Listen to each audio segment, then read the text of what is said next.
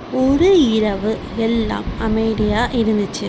அந்த அமைதியில் 2 மெழுகுவர்த்திக்குள்ளே நடந்த ஒரு சிறு கான்வர்சேஷன் ஒரு பெரிய உண்மையை புரிய வச்சுது. ஒரு ஊரில் 2 மெழுகுவர்த்தி இருந்துச்சு. 2ம் ஒரே மாதிரி தான், ஒரே சைஸ், கலர், ஒரே இடத்துல இருந்துச்சு.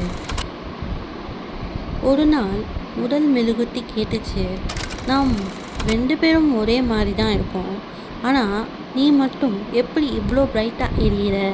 அதுக்கு இன்னொரு மெழுகுவர்த்தி சொன்னது, ஏன்னா நான் பயப்படலை.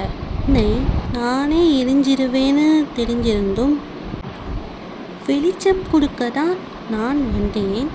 இருளை குறை சொல்கிறதுக்கு பதிலாக ஒரு சிறு வெளிச்சமாவது உருவாக்க முடிஞ்சா போதும்.